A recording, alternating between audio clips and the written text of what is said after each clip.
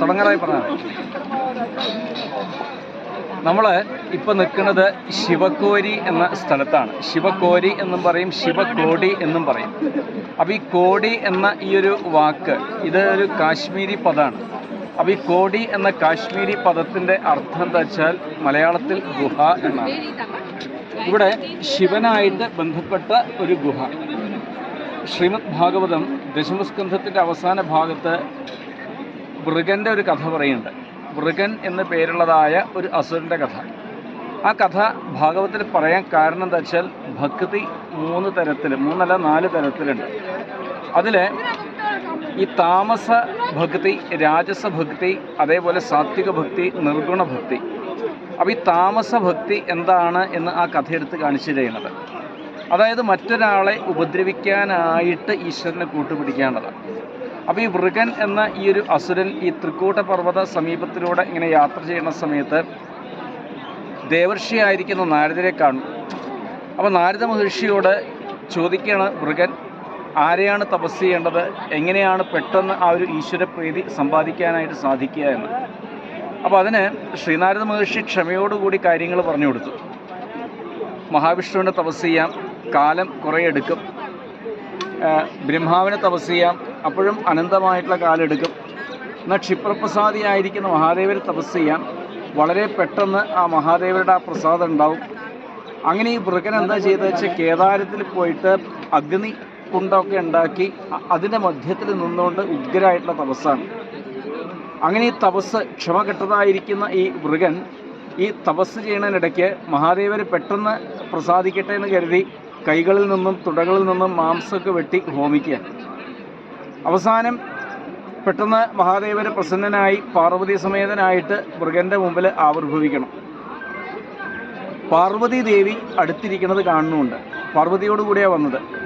അപ്പോൾ എന്താണ് വരം വേണ്ടത് എന്ന് ചോദിച്ച സമയത്ത് പെട്ടെന്ന് ഈ മൃഗൻ ചോദിച്ച വരം എന്താ വെച്ചാൽ ഈ കയ്യ് ഞാൻ ആരുടെ തലയ്ക്ക് വയ്ക്കുന്നോ അവരൊക്കെ മരിച്ചു പോട്ടെ എന്ന ഒരു വരം കൊണ്ട് വാങ്ങിച്ചു.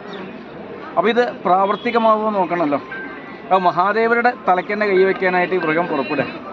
അപ്പോൾ മഹാദേവര് പെട്ടെന്ന് ഓടി പാർവതി അന്തർദാനം ചെയ്തു. വേണമെങ്കിൽ മഹാദേവർക്ക് അതുപോലെ അന്തർദാനം ചെയ്യാം, പക്ഷേ അങ്ങനെ അന്തർദാനം ചെയ്തിരുന്നുവെങ്കിൽ ഇവൻ പലരുടെയും തലയ്ക്ക് കൈവയ്ക്കും. അത് വേണ്ടാന്ന് കരുതി പ്രാകൃത മനുഷ്യനെ പോലെ മഹാദേവര് ഓടി ഓടി ഈ തൃക്കൂടപർവ്വതത്തിൻ്റെ സമീപം എത്തിച്ചേർന്നു. ഈ ഒരു ഗുഹയുടെ അകത്ത്, ഈ ശിവക്കോട്ടി എന്ന പേരിൽ ഇപ്പോൾ അറിയപ്പെടുന്ന മനോഹരമായ ഈ ഗുഹയുടെ അകത്ത് കയറി കൂടി. അതിനിടയ്ക്ക് ഭഗവാൻ എന്താ ചെയ്തെന്ന് വെച്ചാൽ ഈ മൃഗൻ വൈകുണ്ഠം വരെ പോയിട്ടുണ്ട്. ഭഗവാൻ തന്ത്രത്തിൽ മൃഗൻ്റെ കൈ മൃഗൻ്റെ തലയ്ക്കെന്നെ വെപ്പിച്ച് അവസാനം ആ മൃഗൻ തന്നെ ഇല്ലാതായി തീർന്നു. ഇത് ഭാഗവതത്തെ ആധാരമാക്കി പറയുന്നത്. ഇനി വിഷ്ണു പുരാണം മുതലായ ഇതര പുരാണങ്ങളെ ആധാരമാക്കി പറയുകയാണെങ്കിൽ ഈ മൃഗന് മറ്റൊരു പേരുണ്ട്, ഭസ്മാസുരൻ എന്നും കൂടി പറയുന്നുണ്ട്.